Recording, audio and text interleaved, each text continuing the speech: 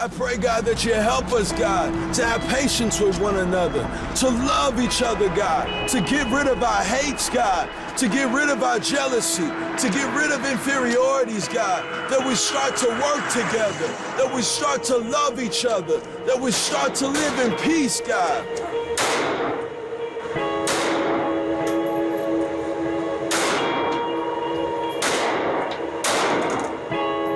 Dr. Bod and I concluded that he was shot at least 6 times. While the shot could have come from the back, because if I'm standing here walking along and get shot from that direction, you see I pull my arm up, it's in that same general area. The arm is a very mobile part of your body. So it also could have occurred when he was putting his hands up. So I put my hands up and you see where that wound is at. It could have happened if he put his arms across in a defensive manner. We don't know. Hands up, don't shoot! Hands up, don't shoot! Hands up, don't shoot! Is there anything you could have done differently that would have prevented that killing from taking place? No. Nothing? No. And you're absolutely convinced, when you look through your heart and your mind, that if Michael Brown were white, this would have gone down in exactly the same way? Yes. No question. No question. Don't shoot! Hands up! Don't shoot! Hands up! Don't shoot! Hands up! Don't shoot! The 50 prosecutors, you only got 3 African Americans. Question, sir. They left the black body laying on the ground. And then another thing, they wouldn't leave a real dog on the ground for that. 17 lieutenants, 16 of them are white. Don't shoot! Hands up! Don't shoot! Hands up! Don't shoot! Hands up! Don't shoot! Racism always gonna be here. I'm gonna tell you, this country was founded on racism. When they brought the slaves over, that's the start of it right there. So, slaves is, you can't get around it. From day one, it's been racist. And there is no way to fix it? No, there's no way to fix it. It can't be fixed. No. How you gonna fix something that a country was founded on?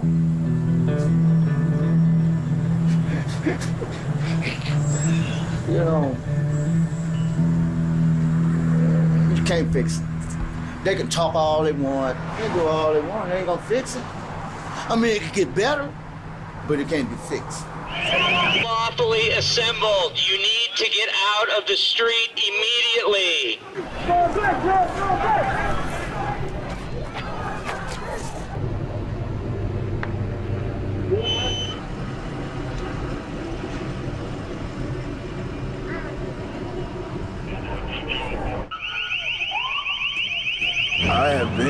Guns have been drawn on me in front of my house before, and I've been pulled over for no reason. And it could have been me that's dead right now. It could have been me that was Mike Brown, or me that was Eric Garner. And I thank God it wasn't. But, you know, something has to be done. Black lives do matter. We all matter. And it's just heart-wrenching that we have to pay these people. We have to pay these people with our tax dollars. And, you know, we have to pay these people. And we pay them to protect us. We pay them to serve us, and they're the same ones that's killing us. You know, people don't get that upset for no reason. These people are rioting over losing a life, a young life. Maybe he's done some things that we don't agree with, but you know what? He didn't have the chance to grow older and change himself, like myself. I used to write graffiti from 1995 to 2003, and I did some things that I shouldn't have been doing, you know, but that's basically what it all is. You know, it's like we all deserve the chance to change and develop in our own ways, at our own speed, our own time.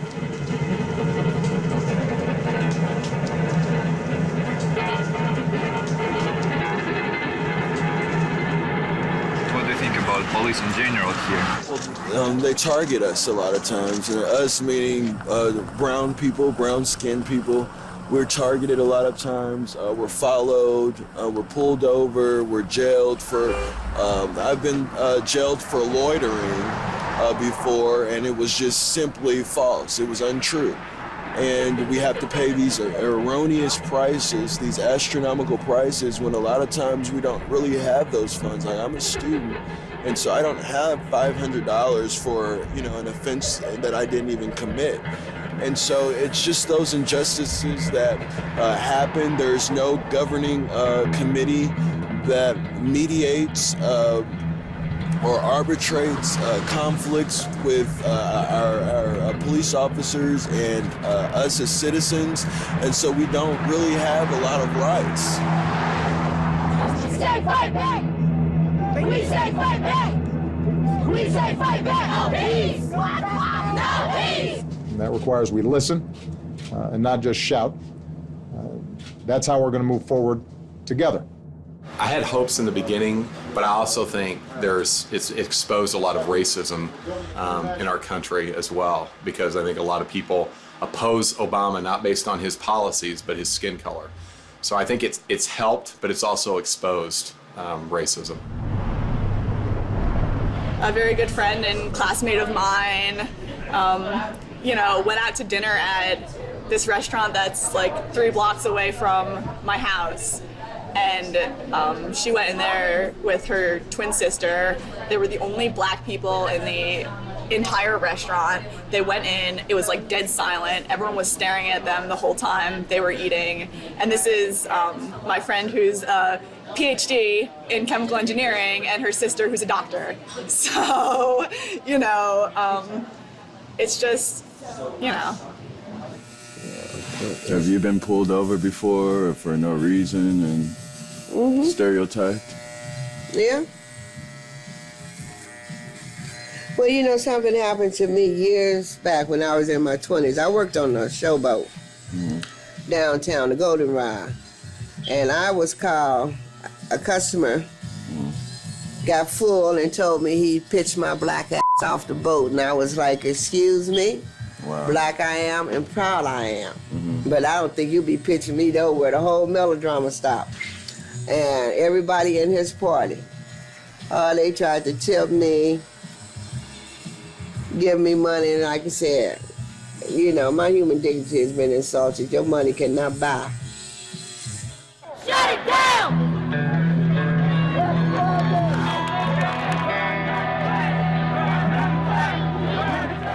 Did you expect this? Yeah, I did. But you still hoped that it would be different? You try and have hope, but this what happened. We just hope for one time that our lives will matter, that somebody would see that our lives are valuable. But it didn't happen that way, just like it hasn't happened before.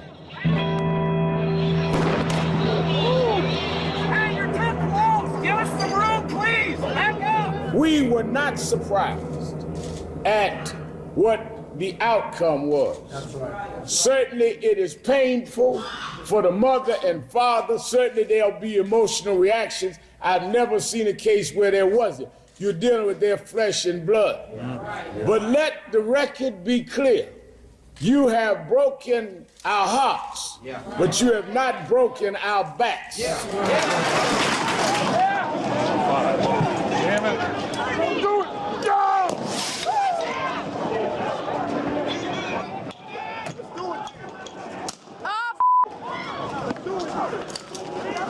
All of America join us in demanding change, making a difference for the lives of our children and for the sake of our communities.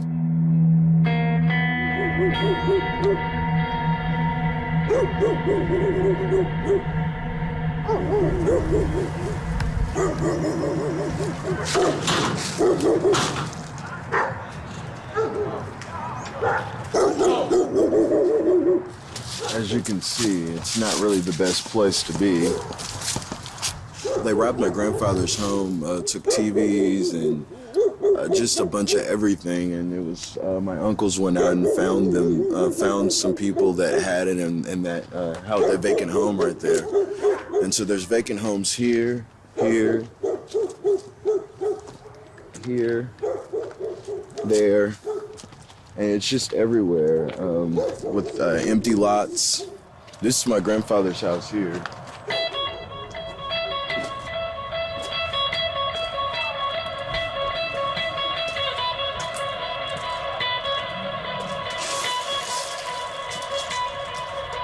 And so we're back here in front of my grandfather's house, and you know, you kind of get to see the type of destruction that these people live in, and it's normal for them. You know, it's normal to live in places that are decaying and in an area that is gloomy, it's sad. The grass is not well kept, the trees are just, I mean, it's really hard for people to be positive in a place where it's very down. It's kind of depressing.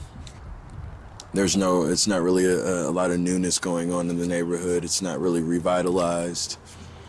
And so people grow up and they become accustomed to, and they get comfortable in their state.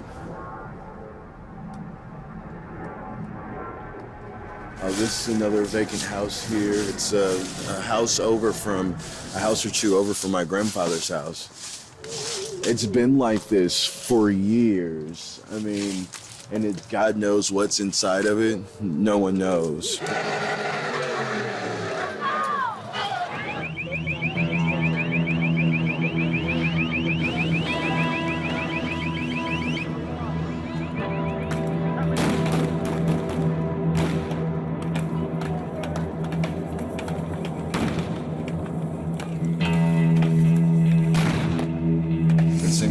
Disconnect with a lot of our elderly and those with a lot of wisdom and the young people that are here.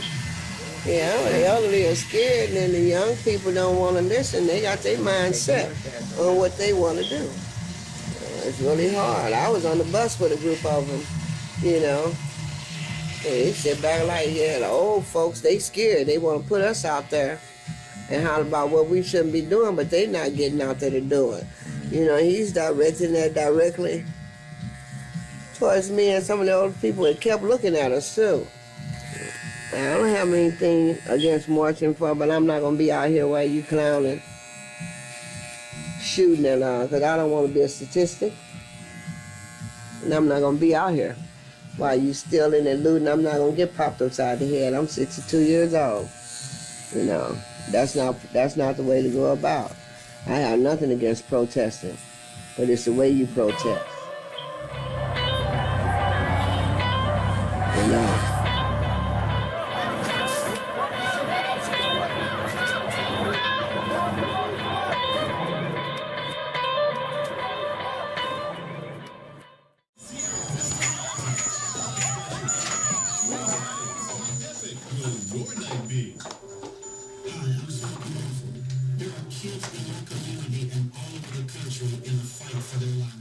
Wednesday morning at 3:30 in the morning. Someone got in? Yes, they threw a brick through I had 2 bricks holding us down, and they took the bricks and threw it through the window. Did they take anything with them? Oh yeah, they took everything. They took everything? Yeah. They took everyone's working equipment. They took all the TVs. They took everything. And I wouldn't think that it was somebody from this neighborhood either, because I mean, everybody seems to be cool with you. You know what I mean? We come here to get our haircuts and stuff like that, so it had to be somebody from somewhere else that was just trying to get an opportunity for something, you know. And by the Mike Brown thing going on, national television, they possibly been in here before or whatever, you know what I'm saying? But this uproar is happening. It's an opportunity for opportunists. Yeah. To do what they wanted to do anyway and get by with it because of something else going on. Yeah, so unfortunate. Of course. We gotta do something about this, man. I'm sorry this happened to you. You know, I know I come here, you know. I know. And I know y'all good people too, so. I know. You have a good one, man. Thank you. Thank you very much. You guys have a great day. Thank you. Thank you.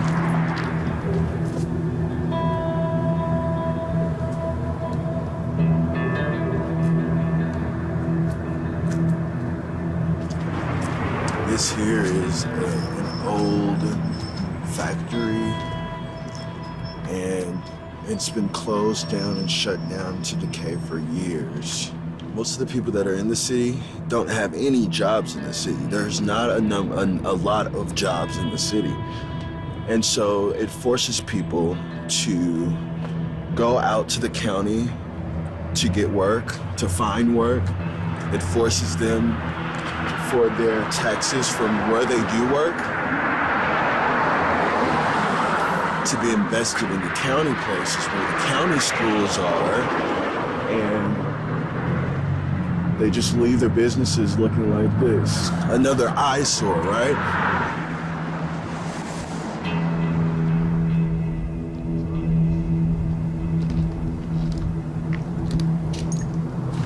What is it? He asked me if I wanted some drugs. Who did? This guy that was walking down the street. Asked if you want some drugs? He asked me did I want some weed. And it just amazes me how infested this area is with drugs and marijuana and your pills and all of these things. It's just disgusting to me how accessible it is, and we've only been out here for so long, for less than 5 minutes, and we've been approached with drugs already. This is, instead of, maybe if these people saw that there was a job that they can get, they could possibly be a manager at this factory in their neighborhood instead of being a hustler of drugs. Maybe they would want out of this, you know? Maybe if there was some exposure to what they could be in their neighborhoods, what possibility, if it wasn't devastation around, maybe they would want better than just to sell dime bags and nickel bags, you know, and to infect themselves. White, brown men, we got to fight back. White, brown men, we got to fight back. White, brown men, we got to fight back. White, brown men, we got to fight back. Fight back. Fight back. Fight back. Fight back. Fight back. Fight back. Fight back. Fight back. Fight back. Put your shot up now. Okay. Move on. There's not a playground for them, so they have to resort to playing in the streets, playing in traffic, playing basketball in traffic.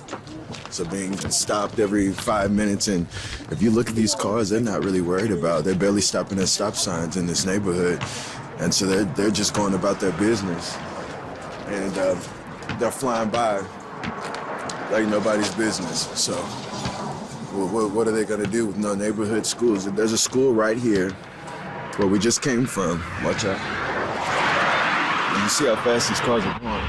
But there's a school right here in the distance where they could be playing basketball in a safe environment, but all they have is this out in the street. There's not really a lot of patrolling in this area either, so it's not really a safe area for them to play ball. And you know, from everything from their clothing, you know, not being properly covered, and not being, you know, they're in the streets playing, but this is a norm for them. This is their lifestyle. This is what they're used to.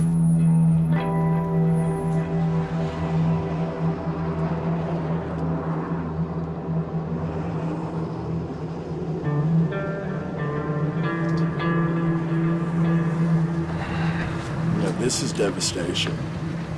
This is complete destruction. Now, this used to be somewhere where people once, where students once were educated, and now it's been left abandoned. And this is the city of St. Louis's property, and they have it for sale now.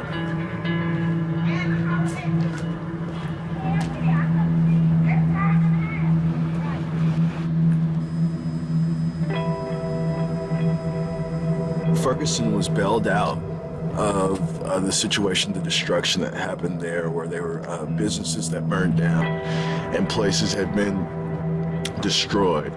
Bailed out? What they were bailed out. The government issued bills for funding, free funding, and for interest-free loans for the businesses as well. Now, it just boggles me because they get one less than a week after it occurred. And this school has been sitting here decaying for years and years and years. As you can see, this kind of stuff doesn't happen overnight. This would never happen in St. Louis County. They would call it an eyesore, meaning it doesn't look good for the community, and they wouldn't have it. I mean, they would do something about it immediately.